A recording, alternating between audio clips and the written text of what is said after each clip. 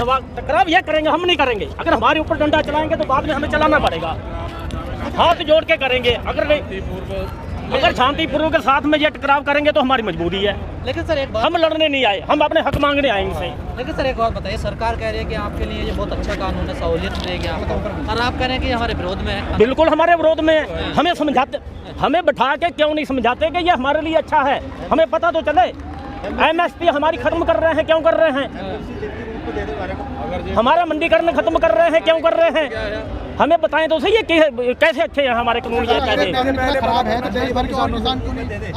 सरकार कह रही है अगर इससे दिक्कत है तो सिर्फ हरियाणा और पंजाब के ही किसान इसके खिलाफ। हरियाणा और पंजाब, कुछ वेस्ट यूपी को, एक मिनट भाई साहब, हरियाणा, एक मिनट, हरियाणा यार, एक हरियाणा पंजाब और कुछ वेस्ट यूपी को MSP का लाभ मिल रहा है, उनको आज परेशानी है, वही यहाँ पे पहुँचे हैं। इससे आगे जिनको MSP का लाभ नहीं मिल रहा वो बेचारे परेशान नहीं हो रहे, उनको तो पहले ही नहीं मिल रहा, बिहार में नहीं मिल रहा और किसी एरिया में नहीं मिल रहा। पंजाब, हरियाणा, कुछ वेस्ट मुजफ्फरनगर, ये यहाँ तक बरेली सुरली तरफ इनको कुछ लाभ मिल रहा है। वो भी कि हम हरियाणा में जाके अपनी फसल बेच देते हैं, जब इनकी MSP छिनेगी साथ में हमारी भी छिन जाएगी। प्रधानमंत्री कहते रहे MSP रहेगी, MSP रहेगी तो कानून में लिखते क्यों नहीं? लिख के दे में कि MSP खत्म नहीं होगी। बिल्कुल जबान पर विश्वास। 15 लाख कहाँ दिए? 15 लाख कहाँ दिए? कैसे विश्वास कर ले? हम किसानों की सिर्फ एक मांग है, हम किसानों की सिर्फ एक मांग है।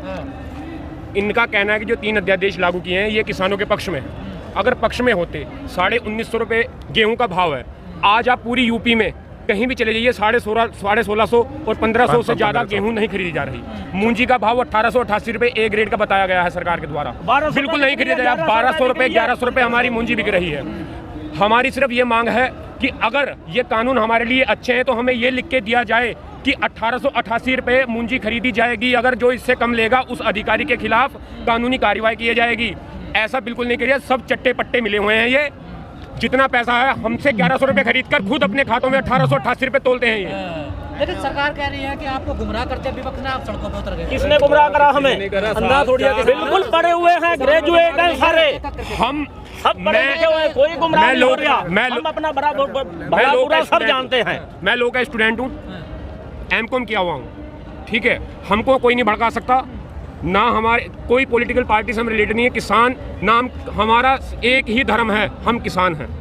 लेकिन वो कहते हैं वो तो बहुत कुछ कहते हैं, वो तो बहुत कुछ कहते हैं। हम तो मीडिया का धन्यवाद करते हैं जो आपने हमारी जो इतनी कवरेज दिखाई, हम तो आपका बहुत बहुत धन्यवाद करते हैं। मीडिया कह रही है कि पाकिस्तान जिंदाबाद के नारे लग रहे हैं। बिल्कुल नहीं लग रहे होंगे। अगर 100 में कोई एक असामाजिक तत्व, अगर 100 आदमियों में एक असामाजिक तत्व क्या पता सरकार के द्वारा छोड़ा गया हो, वो हमारे बीच बढ़ गया हो, इसका मतलब ये नहीं कि 100 के 100 आदमी पाकिस्तान का नारा लगा रहे होंगे।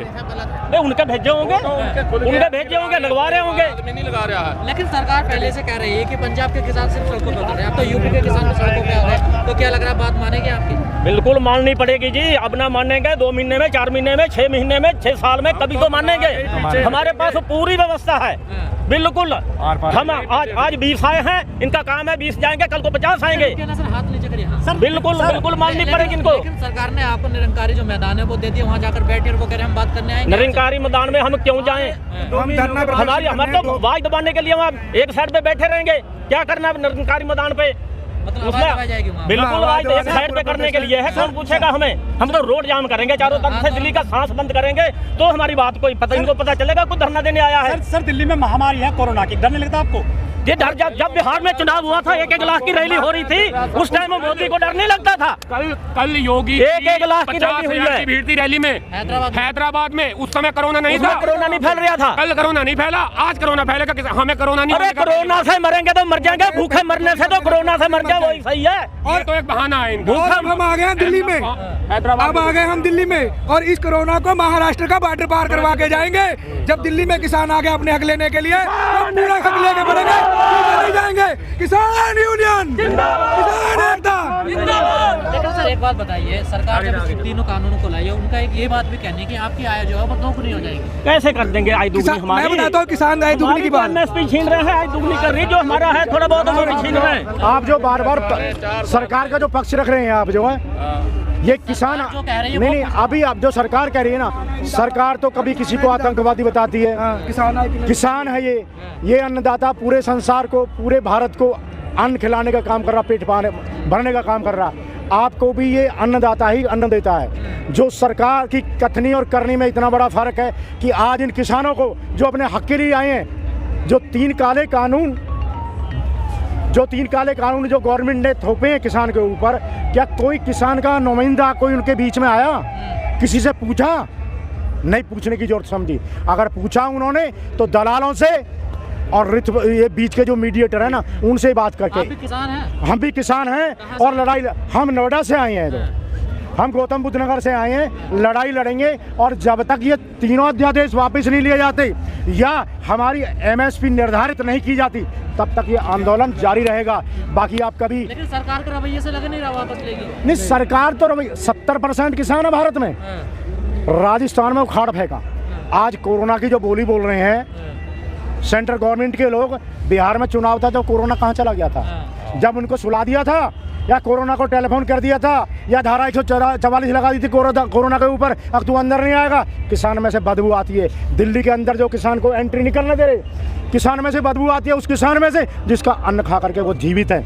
इनको भगवान सद्बुद्धि दे, किसान को बरगलाने की कोशिश ना करें और किसान को भड़काने की कोशिश ना करें, अन्यथा देश। 70% किसान बता रहे हैं, तो वो तो सड़कों पर दिख नहीं 70% का है। बिल्कुल सर, आप कैसी बात कर रहे हैं? अभी तैयारी 70% किसान रोड पे है। अगर आप बैठे हैं ना, यहाँ पे देख रहे हैं, आप न्यूज़ चैनल को खोलिए, जगह जगह किसान कर रहे हैं। जिस दिन ऐलान हो गया ना, हमारे राष्ट्रीय कहते ना, जिस दिन ऐलान कर दिया अगर राष्ट्रीय लेवल का आंदोलन है, उस दिन हिंदुस्तान चलेगा नहीं। तो ये राष्ट्रीय लेवल का आंदोलन नहीं है, चल रहा है, अभी चल रहा है। किसान बाहर निकल चुका है पूरा। अब आ रहा, इन्होंने एक तारीख जो पंडित से निकलवा के, राम मंदिर बनाने की तारीख पंडित से नहीं निकलवाई, किसान की वार्ता की पंडित से एक तारीख निकलवाई है कि किसान मरे जाड़े में या जिंदा रहे, 3 तारीख को हम वार्ता करेंगे।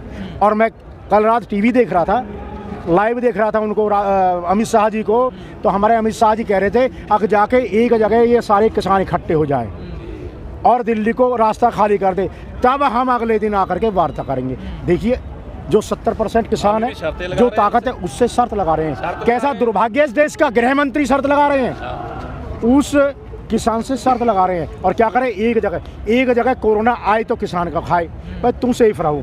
ये कैसी कैसी पॉलिसी लेके आ रहे हैं। कभी किसी को आतंकवादी बताते हैं, किसी को टेररिस्ट बताते हैं। शर्म आनी चाहिए मिस्टर खट्टर को, शर्म आनी चाहिए। जो कृषि प्रधान प्रदेश के मुखिया हैं मिस्टर खट्टर, उन्हें शर्म नहीं आती? सर, देश के किसान ऐसी सरकारें चुनते क्यों हैं? बताइए। उसमें भी सरकारों ने, पहले भी जो रही हैं सरकारें, उन्होंने भी किसान का भला नहीं किया। मोदी की तरफ देख के जो उन्होंने वादे किए थे, इन वादों, जनता वादों में आती है।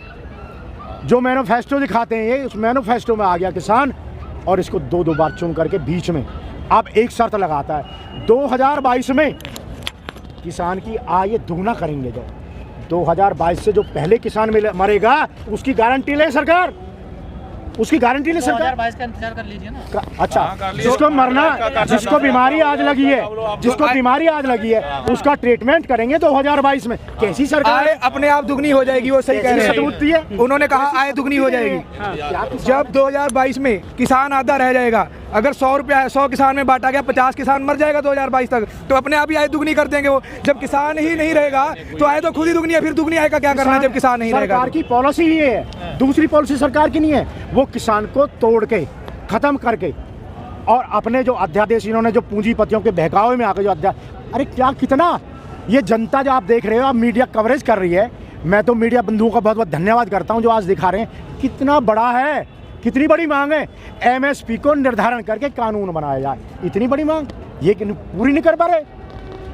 इसका मतलब इनकी करनी में और इनकी कहनी में, करनी में खोट है, बहुत बड़ा खोट है। भ्रष्टाचार को बढ़ावा है।